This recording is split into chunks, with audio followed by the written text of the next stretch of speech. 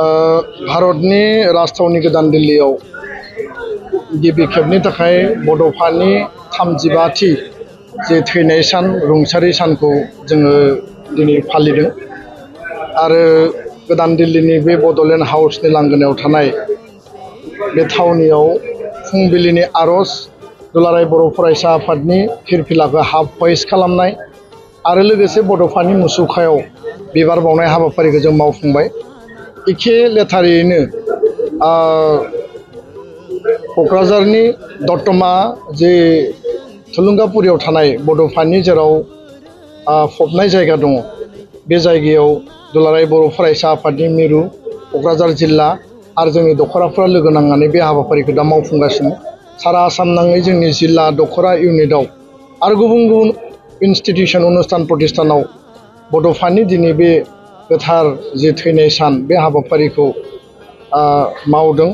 बिथांखौ गोसोखांनानै गिबियावनो बड'फानि सोरगोआरि जिउमानि आलो गोजोननि थाखाय आङो आफा इसोरनियाव आर'ज गाबदों आरो लोगोसेनो दिनैनि बे बुब्लियाव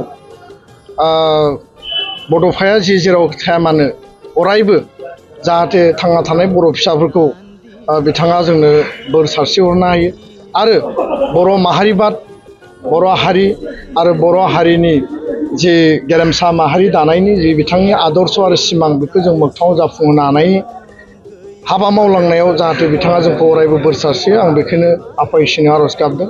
दिनै मोनसे मोजां सम आरो मोनसे गौरब आत्ममर्यादा आत्मसन्माननि बर' हारिनि सिनायथि बड'फानि जि रिकगनिसनखौ नेसनेल इन्टारनेसनेल लाबोनो हानायनि मोनसे गोग्गानायनि दिनै सान होननानै जोङो थारैनो बुंनांगोन आरो बे जारिमिनारि सानाव बड'फा उपेन्द्रनाथ ब्रह्मखौ भारतनि बे राजथावनि गोदान दिल्लीयाव आसामनि नैथि महान सुबुं हिसाबै भारत रत्न लकप्रिय गपिनाथ बरदलैखौ आसाम भवननि साखाथियाव थानाय प्राय 100 मिटारसो जि लामा दङ गुसुं लामा बे लामाखौ बिथांनि मुङाव ट्रिबिउट खालामनाय जादोंमोन बा बिथांनि मुङाव बेखौ लाखिनाय जादोंमोन आरो दिनै आसामनिफ्राय बड'फा उपेन्द्रनाथ ब्रह्मनि मुङै कैलाश कल'नियाव थानाय बे जे मेन लाला लाजपत राय मार्गनिफ्राय जागायनानै इउ टार्ननि जि सार्कोल दङ बे लामाखौ बड'फा उपेन्द्रनाथ ब्रह्म मार्ग बिमुङै आरो बे सार्कोलाव बड'फानि गोथार मुसुखाखौ दिनै भारतनि नखर मन्त्रि अमित शाह बिथाङा 4 बाजियाव फैनानै बिथाङा बेखेवगोन आरो बिथांनि गोथार आखाइजों बेखेवनायनि गेजेरजों दिल्ली आरो भारतनि सुबुंफोरनो बड'फानि मुङै बे लामाखौ मान बावगोन बा सन्मान होगोन। दा बेयो जोंनि थाखाय गिदिर देरहासारनाय। दुलाराय बर' फरायसा आफादा थांनाय 6 डिसेम्बर 2024 मायथाइयाव जोङो पार्लियामेन्ट हाउसआव थांनानै अमित शाह बिथां नखर मन्थ्रिनो जों मेम'रेन्डाम होदोंमोन। मेम'रेन्डामनि आधाराव दुलाराय बर' फरायसा आफादनि 57थि बोसोरसालियाव जुथुमा दतमायाव थांनानै बिथाङा 16 मार्च 2025आव घोषणा होदोंमोन गोदान दिल्लीयाव बड'फानि मुङै मुसुखा जागोन, गोदान दिल्लीयाव बड'फानि मुङै लामानि बिमुं होनाय जागोन आरो बिथाङा खोथा होनाय बायदि खामानि मावदों आरो जों मिथिगौ बिथाङा माने जि बुङो बेखौनो मावफुङो। सासे एक्सन ओरिएन्टेड देशनि महान सासे नखर मन्त्रि आरो दिनैनि बे सानाव आङो भारतनि गाहाय मन्त्रि नरेन्द्र मदि बिथांखौ धन्यबाद बावो, भारतनि नखर मन्त्रि अमित शाह बिथांखौ आं धन्यबाद बावो।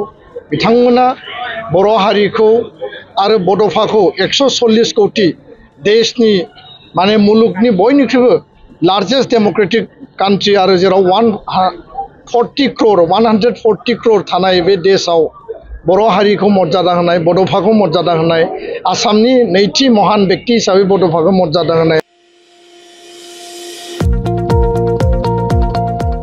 नोंथाङा सासे नार्स ANM GNM जानो गोसो दं नामा? नोंथाङा पेरामेडिकेल कर्सनि सोलोंथाइ लानो गोसो दं नामा? नोंथाङा जुदि nurse ANM GNM laboratory technician जानो गोसो दंब्ला थाबैनो doctor BR Ambedkar allied health इन्स्टिट्यूटआव मुं थिसनदो। बाक्सा जिल्लानि मसलपुर सदर टाउननि मसलपुर SP मावख'नि साखाथि से नं काथालिगाव बेदलाबारियाव थानाय डक्टर बि.आर. आम्बेडकार एलाइड हेल्थ इन्स्टिट्यूटआव 2025-26 सोलोंथाइ बोसोरनि थाखाय सोलोंसाफोरनि मुं थिसननाया सोलिगासिनो दं। आर्ट्स, कमार्स आरो साइन्सनि बिजोंनिफ्राय एचएस थाखोखौ उथ्रिसारनाय साफ्रोमबो फरायसायानो पेरामेडिकेल कर्स लानो थाखाय मुं थिसननो हागोन।